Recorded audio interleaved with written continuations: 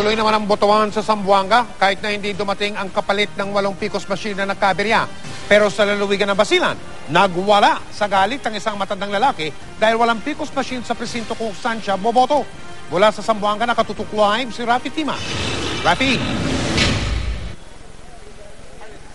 Mike, bago magsimula ang eleksyon dito sa Zamboanga, tatlo yung pinangangambahan. Ang pagbuhos ng malakas na ulan, ang malawakang pagkawala ng supply ng kuryente at ang pagpalya ng mga PCOS machine. So far, 1 out of 2 pa lang sa mga problema ang nagkakatotoo. Ang pagpalya ng ilang mga PCOS machine at ang hindi pagdating ng mga replacement nito.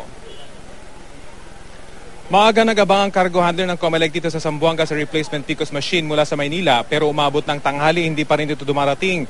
Kaya naman nagbotohan sa clustered precinct 452 ng walang PCOS. Iniuhulog na lang ng mga botante ang kanilang mga balota sa plastic na ballot box nang hindi ito nabibilang. Ayon sa mga Board of Election Inspectors, hihintayin nila hanggang hapon ang mga ipapalit na PCOS machine para mabilang ang mga balotang ito. Pero ang isang botante nagwala matapos malamang hindi dumating ang PCOS machine sa pagbobotohang presinto. Narito yung kanyang mga sinabi. Ngayon, matagal na yung inaasikaso yan. Ngayon, bubuto lang kita, ipila lang ang buto. Anong malay natin? Kung anong mangyari dahil advance-minded kita. Anong mangyari natin? Ipila lang yung buto yan. Tapos hindi maibasa sa makina.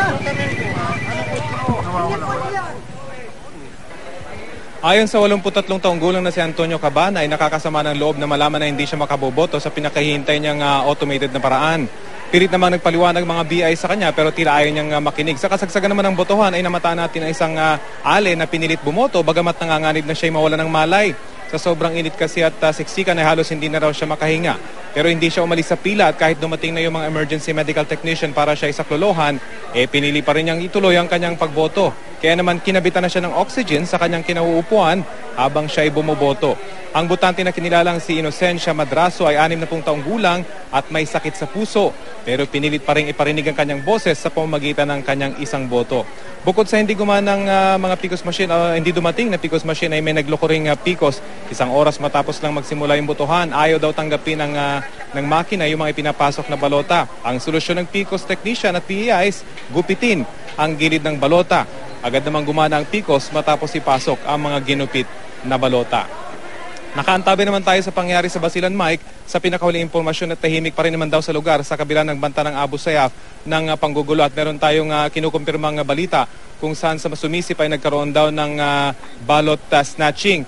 Pero sa ating pinakahuling impormasyon ay na-recover na raw yung mga balotang ito at atin pang hihingan ng karagdagang detalye yung mga otoridad sa Basilan. Mike? Maraming salamat, Rafi Tima.